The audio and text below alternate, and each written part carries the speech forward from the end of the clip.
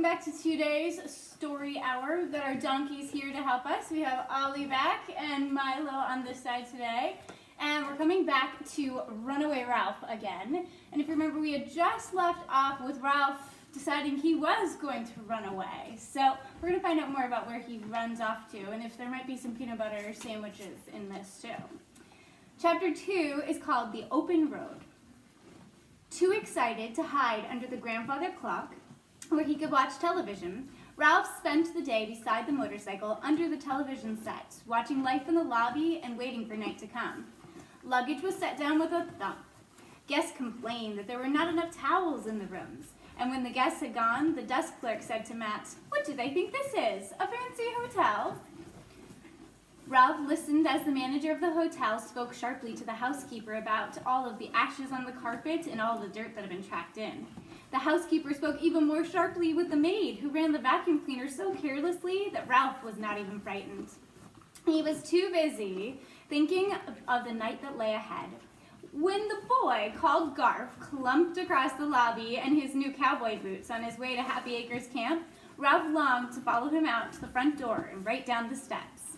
Late in the afternoon, new guests straggled into the hotel. Some looked at the shabby furniture and dusty deer heads and left. Others, too tired of driving to look further, stayed. When the television set was turned on, Ralph polished the chrome on his motorcycle with his paws. When the set was silent, he napped, too excited to sleep soundly. At last, the bugle in the distance played its slow, sad notes, and old Matt left the front door open as he went out to the porch to look at the stars that night. The moment had come. Ralph snapped his crash helmet in place. He grasped the handlebars and pushed his motorcycle out from his hiding place, avoiding the attention of the night clerk by guiding it along the edge of the baseboard to the front door. On the porch, he mounted him with a vigorous, motorcycle noise please, rode across the cracked concrete to Matt's feet at the top of the steps. "Hi," said Ralph. Remember, Matt's one of the only adults that can hear him, who was able to talk to animals and to any human being who loved speed and motorcycles and who understood the only way to make a miniature motorcycle was to make a sputtering noise that sounded like a big motorcycle. Come along, Runaway. Everybody needs a seat today. Come. This way, buddy. Good boy. Oh, sorry. Sorry, he's too busy trying to steal Ollie's food to get out of the way. Come to this side instead, bud. Come on over. "Why, hello there, young fellow," said Matt. "Just where do you think you're going?" "I'm running away," said Ralph, "on my motorcycle." "You don't say," exclaimed Matt. "Yes, I've had enough of this place," said Ralph. "I'm going someplace where I can be free." "You'll want to get away from your family, I hear," said Matt, grasping the situation at once. "You want to be independent." "That's right," said Ralph. "I'm tired of being bossed around by my mother and Uncle Lester. I'm fed up with my pesky little brothers and sisters and cousins. I don't want to grow up to be another crumb-scrounging mouse. I want adventure and excitement, and I'm going to ride off on my motorcycle and find it." "Sounds good," observed Matt. "I wish I could do the same, just ride off into the night on a motorcycle. I always wanted a motorcycle, but I could never afford one. When I was young, I had to help my folks, and when I had a family of my own, I needed to take care of them. Now that my family has grown and gone away, I'm too old for a motorcycle." The mouse and the man were silent a moment before Ralph said, "Well, I guess I'd better be going." "So long," said Matt. "Good luck. I'm going to miss you. It always cheered me up to see you tearing around the halls like a little daredevil. Made the suitcase seem a little lighter somehow." With that parting comment, he turned and started to walk back to the door of the hotel. "Hey, wait," said Ralph. Matt turned. "You want something?" For some reason, Ralph hesitated before he said, "I was wondering if you could lift my motorcycle down the steps for me." "And I was wondering how you were going to manage that," remarked Matt. But he did not move to help Ralph. "I'd like to get started," said Ralph. "I've got a long way to go tonight." "Sorry I can't help you out," said Matt. Ralph was astounded. For a grown-up human being, Matt had always been very helpful. "How come?" he demanded. "Well, if I lifted your motorcycle down the steps, you would be depending on me," said Matt. "And depending on others is not being independent." Ralph was bewildered. "But how How am I going to get my motorcycle down the steps without breaking it? I don't know, admitted Matt. I just hope I don't have to come out here in the morning and sweep up pieces of a little red motorcycle. He turned and then went back into the hotel, closing the door behind him. Well, how do you like that? Said Ralph to himself. And all the time I thought he was my friend. Off in the distance an owl hooted. Hoo, hoo. The night suddenly seemed vast, and a mouse a very small creature indeed. The row of empty chairs rocking in the breeze made Ralph nervous. He could not get over the feeling that there were unseen people sitting in them, like ghosts who might at any moment chase him and steal his motorcycle. He looked down at the concrete steps and the curve of the driveway below them. His motorcycle was a sturdy vehicle, but it would never survive 3 bounces on the concrete. It would be smashed to bits. Bits for Matt to sweep up in the morning, just like he'd said. Suddenly, Ralph was angry. He was furious at the way his old friends had treated him. He would show Matt that he could manage without help.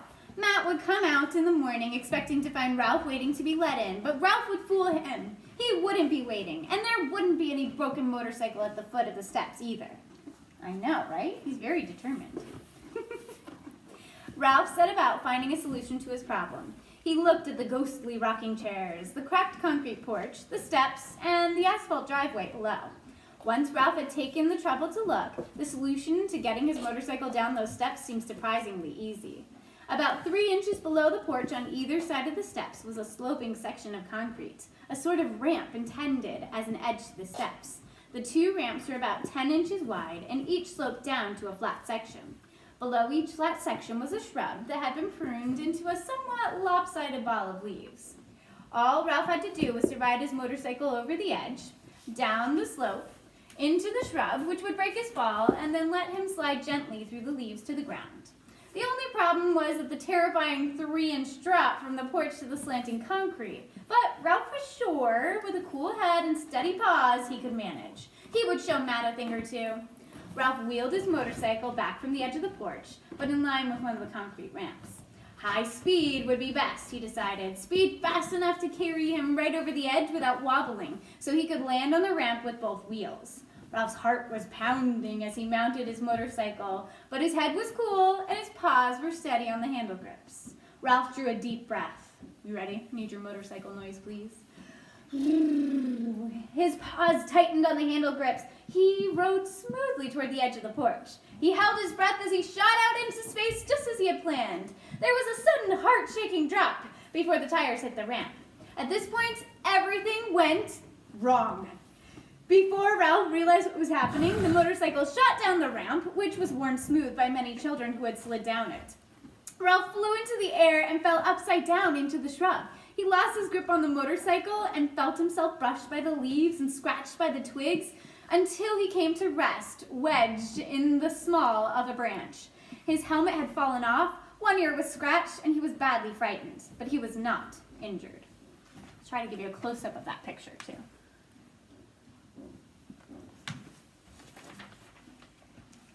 When Ralph had caught his breath and his heart no longer pounded against his ribs, he boosted himself up so that he was sitting on the edge of the twig. The shrub was not the leafy cushion he had expected. From his perch in the center, he could see the leaves grew only at the tips of the twigs of that bush, which had looked soft and springy from the outside, but it was actually inside leafless and spiky with dead twigs. My motorcycle, thought Ralph frantically. Where is it?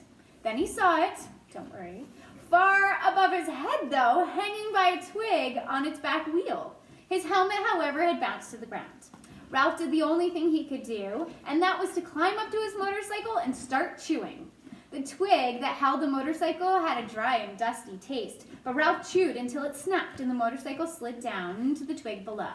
Ralph climbed down, and when he could not free the motorcycle with his paws, he started chewing once more. No little cousin was ever going to say to him, "What happened to your motorcycle, Ralph, huh? What happened to your motorcycle?" Ralph chewed his motorcycle from one twig to the next, and then the lower he went, the thicker the twigs became. By the time the motorcycle finally dropped to the ground beside the helmet, Ralph's jaws ached.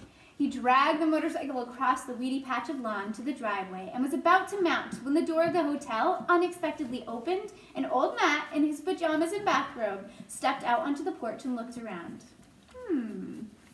The little fellow must have managed to get his motorcycle down the steps somehow. Ralph heard Matt mutter to himself. Now maybe I can get some sleep. I guess I showed you, thought Ralph grimly as he mounted his motorcycle and sped off down the open road, off into the dark and starry night. So long, brothers, sisters, cousins. So long, Uncle Lester. So long, Matt. Ralph was on his way. Now, on his way where? Following that distant bugle noise. We'll see how that adventure goes for him when we check back in tomorrow. I'll leave you with this picture, though, as he heads off into the starry night outside. Keep up the great work on our Google Classroom, friends, and I'll keep uploading some special surprises and new things for you to look at each day. Talk to you all soon. Onward and upward, my friends.